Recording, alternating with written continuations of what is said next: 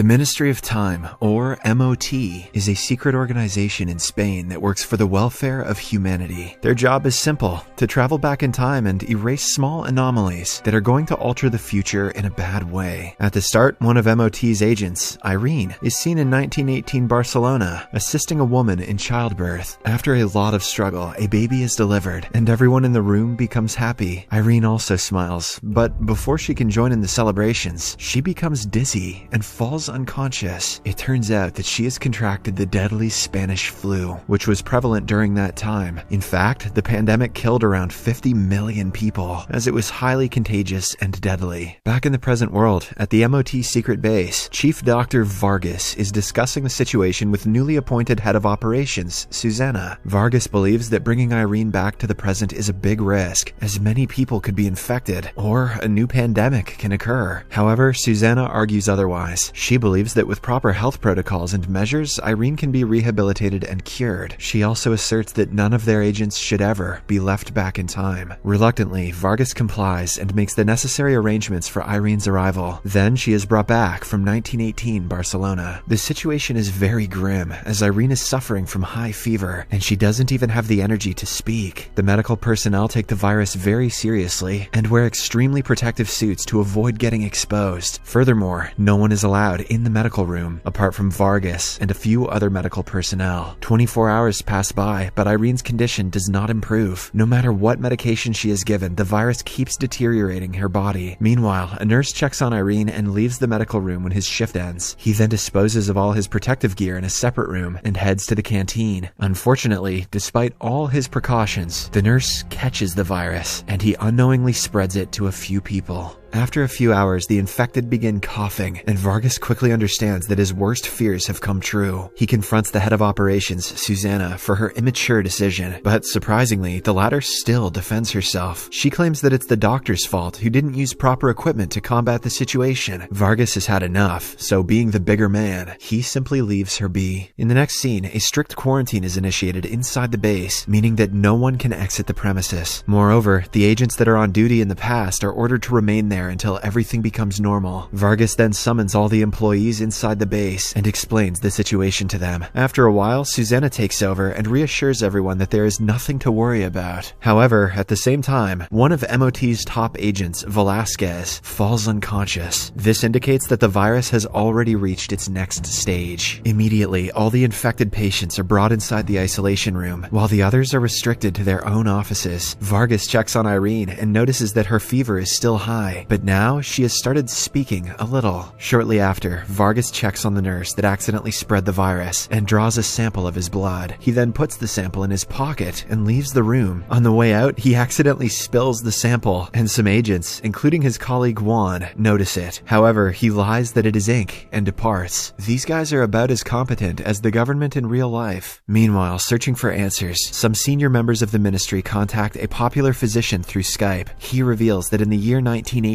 a German pharmaceutical company called Schobel tried to create a vaccine by extracting samples from dead people. However, it didn't work, and the company simply disappeared. 24 more hours pass by, but there is still no respite for the patients. The nurse, who inadvertently spread the flu, has since passed away, while Irene and Velasquez are in critical condition. As Vargas wheels the deceased nurse to the examination room, all the MOT employees look on in horror. They are certain that they will be next. That night, Vargas is again on the move, this time with a big suitcase in his hand, but his colleague Juan catches him in the act. Vargas explains that he has to urgently go out so that he can get some medication for the patients. Juan knows that something is up, but still, he lets the doctor go. However, the very next minute, he approaches the seniors and informs them that the doctor has breached the quarantine area. He also suspects that Vargas is up to something, as the previous day, he was lying about getting ink on his shirt. It turns out that inside the MOT base, no one uses red ink. After a while, as Juan is discussing with his girlfriend Shauna, they notice an employee wheeling away some antiviral medicine. They are manufactured by none other than the German pharmaceutical company Schobel. It turns out that the company is still functioning to this day. With this, it finally dawns on the couple that Vargas is actually selling blood samples of the Spanish flu patients. Juan and Shauna then immediately relay the information to their senior, leaving him stunned. In the next scene, the senior confronts Vargas for his treachery and threatens to expose him to Susana. However, instead of being apologized unapologetic. Vargas asserts that he is doing the right thing. He claims that if they keep on delaying for a vaccine to be made inside the MOT,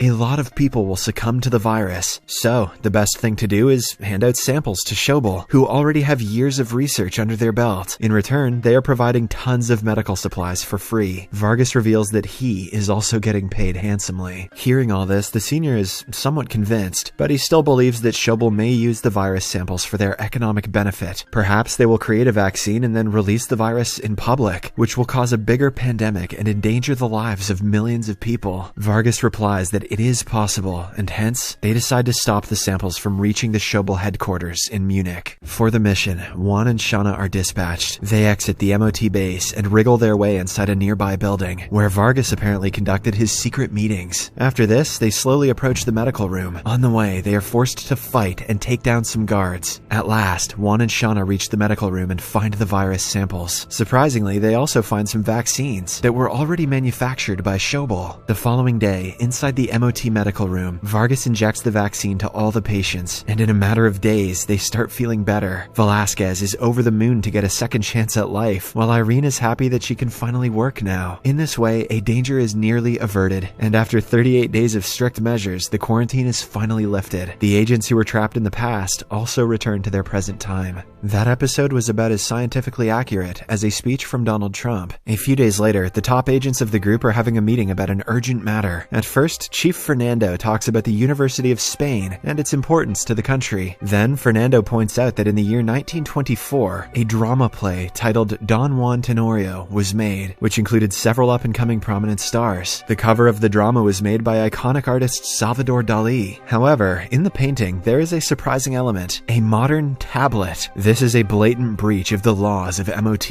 and it appears as if one of their agents is messing around. Hence, Chief Fernando wants to send a team to investigate the matter. A reliable agent named Julian will be leading the team in the past, while Irene will be handling everything in the present. That night, everyone suits up in their 1920s attire and heads to MOT's time machine. The next second, they are teleported to the year 1924, right in front of the student residency of the University of Madrid. When they enter, they find the practice of the play going on. The director is very displeased with how the actors are performing, so he's berating them aggressively. Julian and the team get seated in the last row and witness everything. Just then, the director, who still isn't done with his rant, gets exhausted and passes out. A practicing nurse rushes to the scene, but Julian, who's a medic himself, tells her to step aside. Immediately, the director is transported to a room, and Julian finds out that he has diabetes. This is because in the modern world, a person with diabetes is easily identifiable. However, the nurse, who is studying the curriculum of the 20s, is left in utter disbelief. She doesn't understand how Julian was able to find the problem in just a matter of minutes. Over the course of the next few days, the group continues investigating the matter, but no leads are found. However, they do manage to strike up a good relationship with the students. In particular, Julian forms a good bond with the female nurse. But one day, the agents find something very shocking. It is a modern picture of Julian with his wife. It gets even weirder. There is a stamp of MOT behind the picture. This means that whoever is behind the tablet incident wants the group to stop messing around. That night, they return back to the present and show the picture to Chief Fernando. The latter is shocked that someone is going behind their backs and using their time machine. He believes that someone very close to them is the culprit. However, Irene thinks otherwise. She asserts that it is an ex-agent named Lola who is fired for being erratic. As the discussion goes on, Chief Fernando gets some news. It turns out that the legendary painter Dali's earliest paintings were sold just a few days ago. This is virtually impossible, because according to history, all his early work was destroyed in a fire. But Julian believes that it makes their case even more believable. Whosoever is messing with them is using the time machine to go back in time, buy Dali's paintings, and then sell them in the modern world. In the next scene, the group returns to the past, and Julian immediately gets to work. He approaches Dali and introduces himself as a painter. Julian then asks Dali about the person who buys all his paintings, but the latter doesn't want to reveal this to a competitor. So, Julian goes for plan B. He asks his team members to tail Dali that evening when he heads out to sell his paintings. Unfortunately, the plan doesn't work, as the buyer spots the spies and doesn't arrive at the scene at all. As Irene had suspected, it is the ex-agent Lola. The following day, while the practice for the drama is going on, Julian receives another photograph. Surprisingly, as soon as he sees it, he becomes upset and leaves the room. The photo is revealed to be of his wife, who died in a car accident. Julian has regular nightmares nightmares about the incident, and this proves that whoever is screwing with MOT knows Julian pretty well. That evening, as the group is planning their next move, one of the agents gets a text from Lola. She wants to meet for a private conversation at the church. Wasting no time, the agent reaches the location and finds Lola there. Finally, Lola reveals that she is selling Dolly's paintings in the present because they are worth a fortune, obviously. She also admits that she mistakenly left her tablet in his room, which was the root of the whole incident. Saying this, she prepares to leave, but at the same time, Julian arrives and arrests her. Lola is disgusted that she was betrayed, but she cannot complain much for all the problems that she has caused. Later, the group returns to the present and Chief Fernando congratulates them on capturing the rogue ex-agent. They then discuss what to do with her, and Julian suggests locking her up for the rest of her life. The next day, the group returns to 1924 for one last time, so that they can bid a proper farewell to their newly made friends. They lie that they are getting transferred to a new university in a different country. This is an important part of time travel, because if someone disappears without a trace, people will start asking questions, and a chain of reactions may be initiated. Yeah, but nothing else that they've done will cause any problems. In the final scene, Julian uses the time machine to do something illegal. For years, he has been haunted by the death of his wife, so he wants to alter the timeline and save her. On that fateful day, she was struck by a car while jogging, so Julian decides to drive his own car and get in the way between them. The plan works, and she appears to be safe. However, due to the collision, another car, which was driving at high speed, swerves from its path and strikes Julian's wife. She dies on the spot, and along with her, the person inside the previous car also dies. This proves that one simply cannot change the timeline. The show ends as Julian watches his lifeless wife being carried away by his former self. A little darkness for you for the